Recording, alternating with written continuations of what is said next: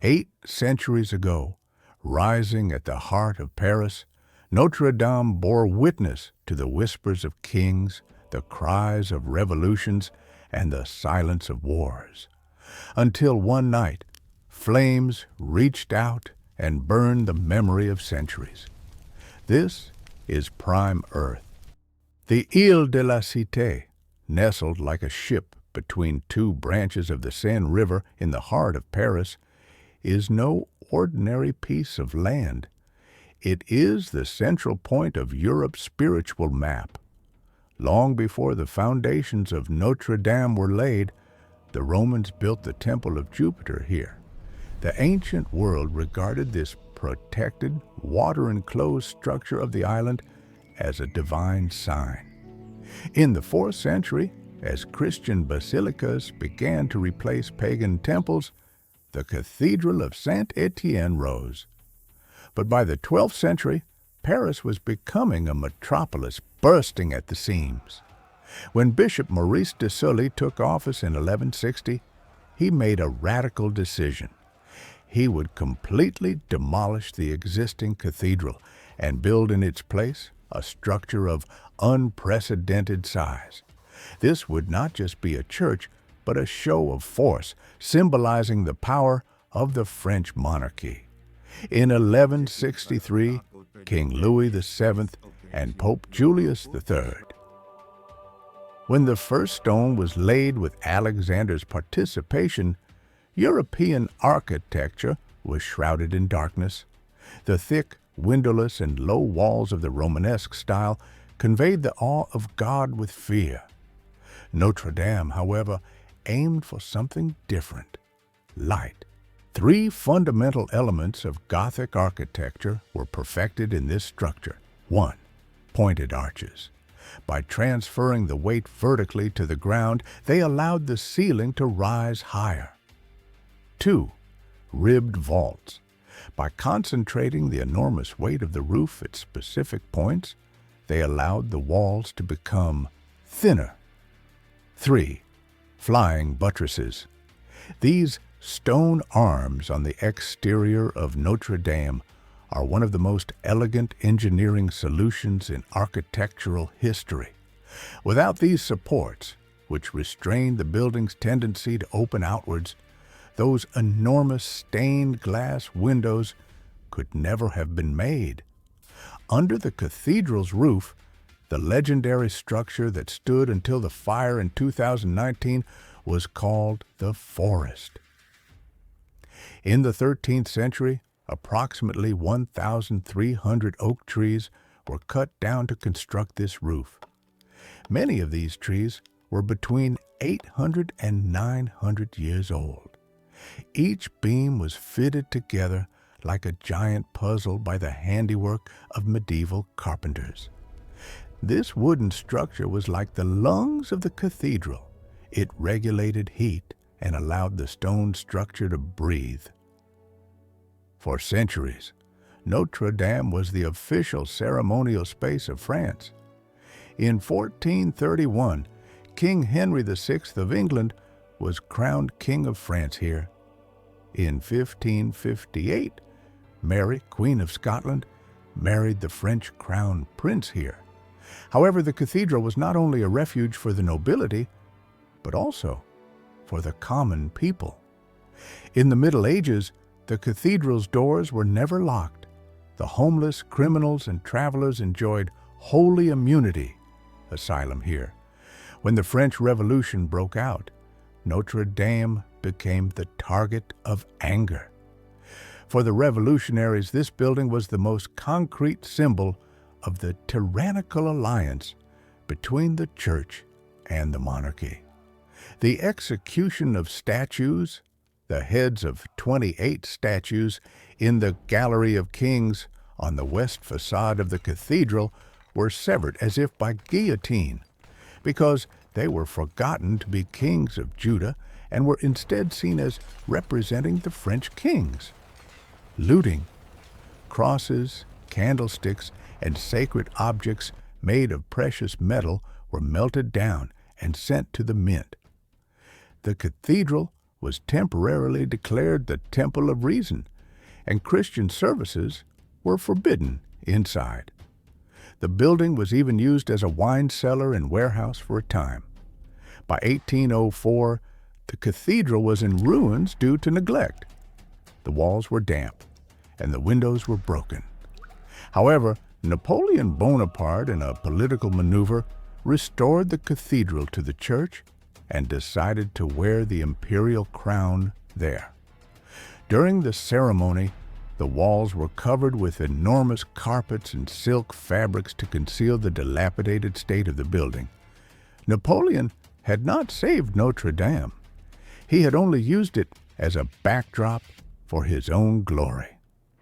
In the 1830s, the Paris city administration was seriously debating the cathedral's dilapidated state and the need for its demolition. It was at this point that the power of literature changed the course of history. In 1831, Victor Hugo published his novel Notre-Dame de Paris, The Hunchback of Notre-Dame. Hugo placed the cathedral itself, not Quasimodo or Esmeralda, at the center of the book. He devoted long sections of the novel to the cathedral's architectural beauty and how the public had betrayed its own heritage. The book created such a sensation that the French people were reminded once again that the cathedral was a national treasure.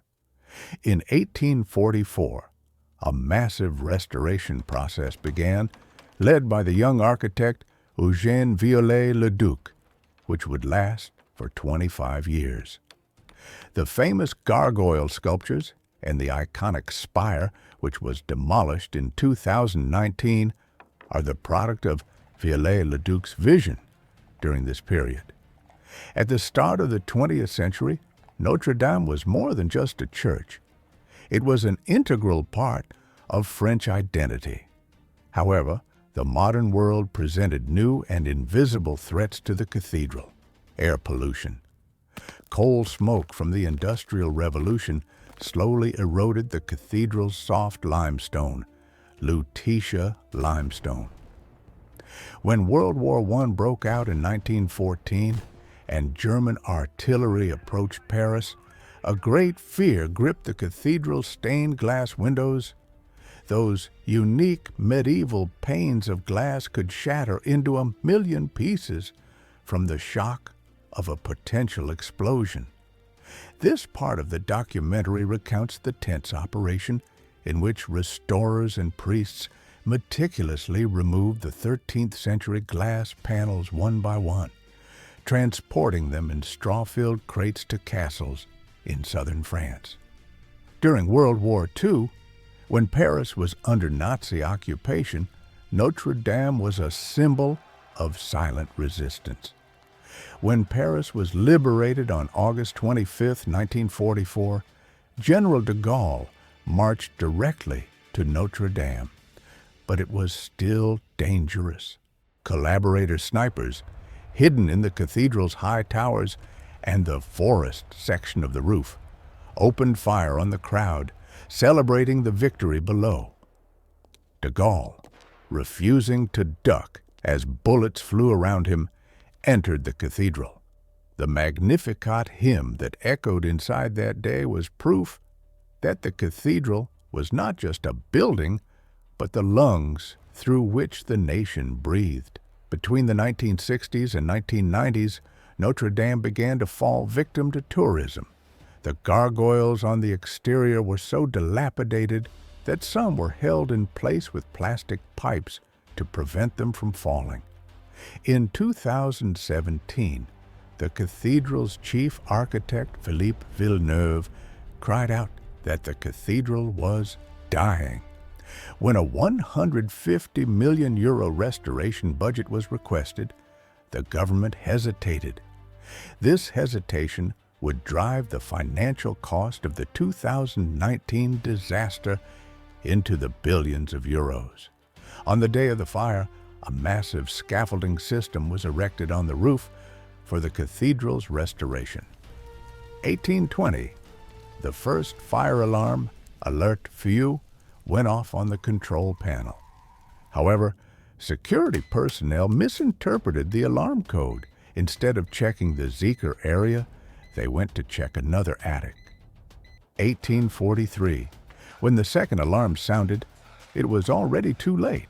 The 800-year-old dry oak beams had combined with the backdraft effect, turning into a massive furnace.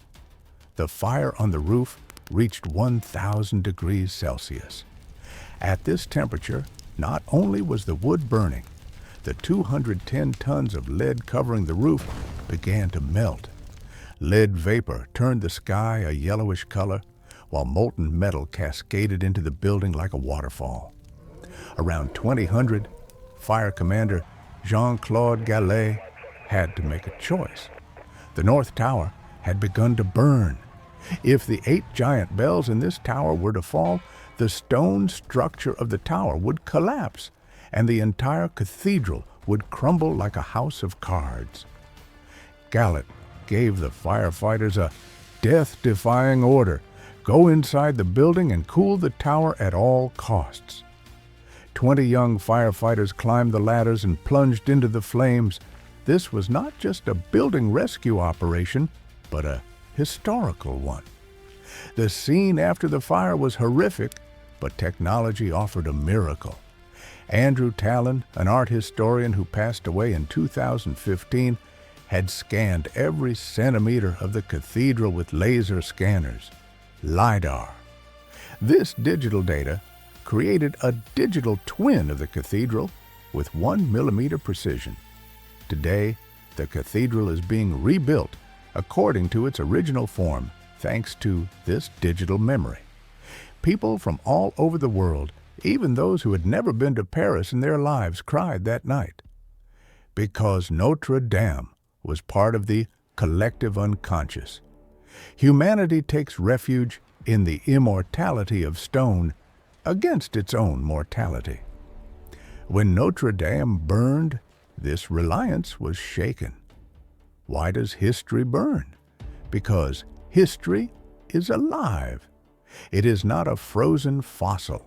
It is an organism that requires care, attention, and turns to ashes when neglected. Thank you for watching until the end. If this story left a mark on you, don't forget to subscribe and continue the journey through history with Prime Earth.